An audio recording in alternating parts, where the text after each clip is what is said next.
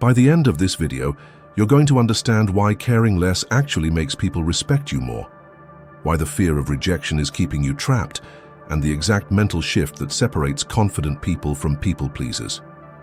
We'll cover the three-step process to reclaim your mental energy, the dark psychology behind why we seek approval, and the one mistake that turns not caring into social suicide.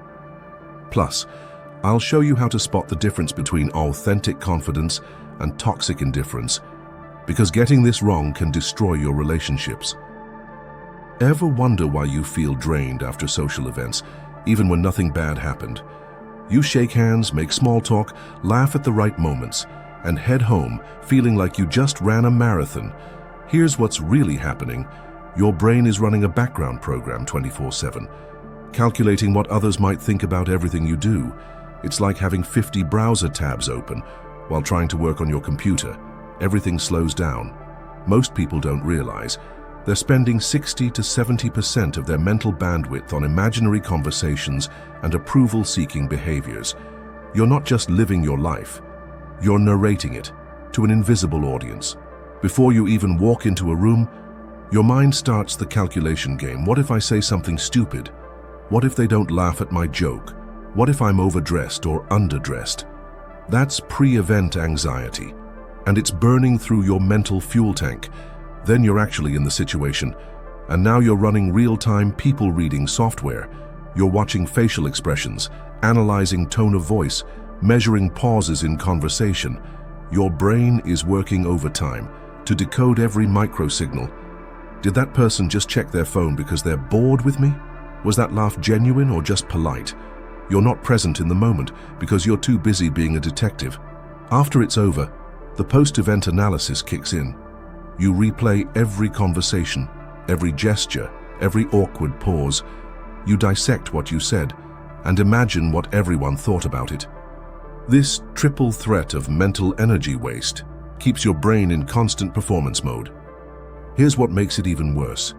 Your brain treats social rejection like physical pain, triggering the same neural pathways as actual injury. When you imagine someone judging you, your body responds like you're actually being attacked. Your stress hormones spike, your heart rate increases, and your thinking gets cloudy. The shocking truth? Most people think about you way less than you think they do. Studies show we overestimate others' attention by 300%.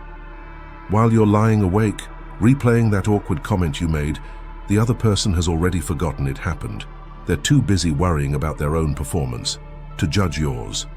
This constant mental monitoring creates decision paralysis and kills authentic responses.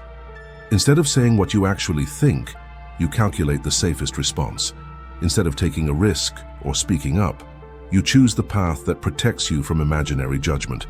Every minute spent calculating others' reactions is a minute not spent on your goals, your real relationships, or the things that matter to you. When you recognize this energy leak, you can start plugging it and reclaim that power for yourself. But here's where it gets interesting.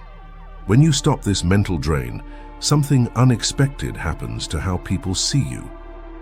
Why do the people who seem to care the least about your opinion somehow command the most respect?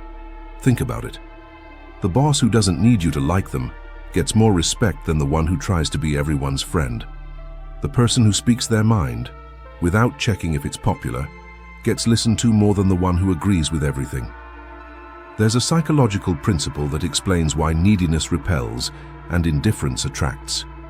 Your desperation for approval actually broadcasts weakness, while those who don't seek validation appear more valuable. When you're constantly looking for signs that people approve of you, you're sending a signal that you don't approve of yourself. People pick up on this instantly.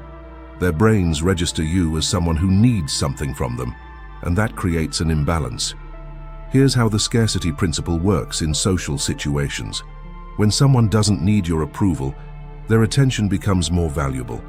Think about it like economics. If someone is giving away free compliments and agreement to everyone, those things become worthless. But if someone rarely gives praise or rarely agrees with people, then when they do, it actually means something. Approval-seeking behavior triggers people's unconscious dominance detectors, making them see you as lower status. Your brain is wired to recognize social hierarchies in seconds. When you're seeking validation, you're essentially saying, "I need you to tell me I'm okay." That puts the other person in a position of power over you. They become the judge of your worth. The mirror effect kicks in when you stop seeking validation. Others start seeking yours instead. When you're not asking, "What do you think of me?" people start wondering, "What does this person think of me?" You become the one whose opinion matters because you're not giving it away freely.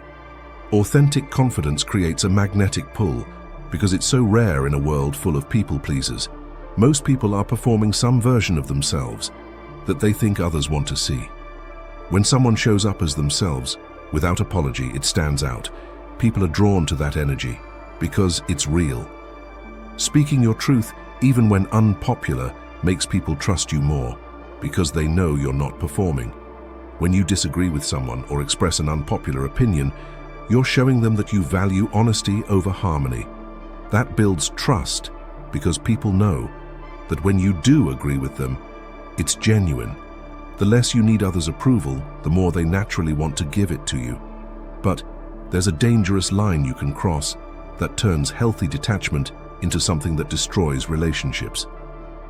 There's a thin line between confident detachment and becoming someone people avoid at all costs. You know those people who seem untouchable, who don't care what anyone thinks, but somehow everyone respects them. Then there are others who also don't care what people think, but they end up eating lunch alone and wondering why nobody wants to be around them. The difference isn't in how much they care, it's in what they choose to care about. Not caring can become a superpower or a relationship destroyer depending on how you use it. Here's the thing, some people take not giving a shit too far and end up isolated, wondering why everyone pulled away. They heard the message about not caring what people think, but they threw out the baby with the bathwater. They stopped caring about everything, including the feelings of people who actually matter. The difference between healthy boundaries and cold indifference is huge. One builds respect, the other builds walls. Healthy boundaries mean you don't let random people's opinions control your decisions. Cold indifference means you don't care if your words hurt your best friend. When you cross into ruthless indifference, you kill empathy and start appearing sociopathic to others. People can sense when you genuinely don't care about their feelings at all. Here's the balance you need to understand. Care about your values and your close relationships, but not about random opinions and social games. Don't care what the cashier thinks about your outfit. Do care when your friend tells you they're going through a hard time. Don't care if strangers judge your career choices. Do care when your actions affect people you love. You'll know you've crossed into toxic territory when three things happen. First, people stop confiding in you because they don't trust you with their emotions. Second, invitations dry up because you've become exhausting to be around. Third, conversations feel forced because people are walking on eggshells, afraid you'll shut them down. Selective caring actually strengthens relationships because people know when they matter to you, it's real. When you save your emotional investment for the right people and the right moments, those investments become more valuable. Your concern means something because you don't give it away to everyone. True power comes from choosing what deserves your emotional investment, not from caring about nothing at all. The goal isn't to become emotionally numb. The goal is to become emotionally smart. You want to be the person who doesn't care about petty drama, but does care about meaningful connections. And when you get this balance right, the transformation in your daily interactions is immediate and obvious. What happens in the first 48 hours when you stop filtering every word through the "what will they think" screen? The moment you stop performing for others, your entire social dynamic shifts in ways you never expected. Some people will be confused, others might push back, but something powerful starts happening to your inner world. Conversations become effortless when you're not calculating every response for maximum approval. Instead of that mental delay where you're running your words through the approval filter, you just speak. The words flow naturally because you're not editing them for someone else's comfort. You say what you actually think instead of what you think they want to hear. This creates a completely different energy in your interactions. Your voice literally changes when you're not seeking permission to speak. It gets deeper and more commanding because you're not unconsciously making yourself smaller. When you stop apologizing for your existence, your vocal cords relax. You're not raising your pitch to sound less threatening or speaking quietly to avoid taking up space. Your voice carries weight because you believe what you're saying matters. You start attracting a different kind of people, those who value authenticity over agreeability. The people who were drawn to your people-pleasing version start feeling uncomfortable around this new you. But here's what's interesting. New people show up, people who respect someone with opinions, someone who doesn't bend to every social breeze. These are the people who were probably avoiding you before, because fake niceness feels exhausting to them. The space-taking effect happens naturally, without you even trying. You occupy more physical and conversational space because you're not constantly shrinking yourself. You sit up straighter, make more eye contact, and don't apologize for being in the room. In conversations, you don't rush to fill awkward silences or immediately agree to end disagreements. You let your words hang in the air because they deserve to be heard. Fake connections naturally fall away, while real ones get stronger, creating a higher quality social circle.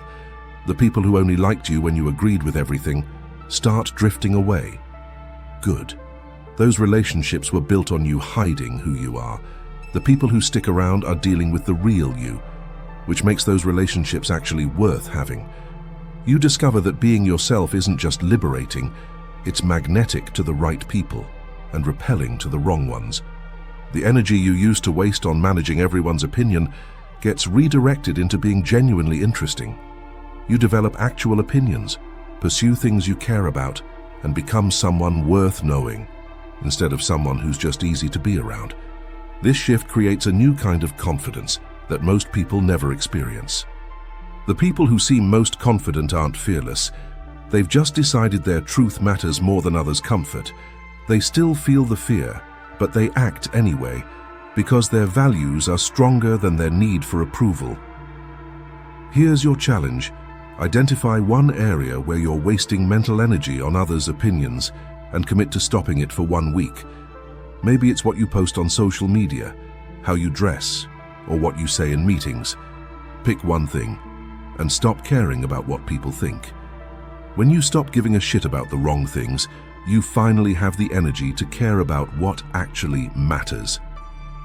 Like and subscribe for more of these videos that will train you into an elite mentality individual. I'll see you in the next episode. Till then, stay sharp.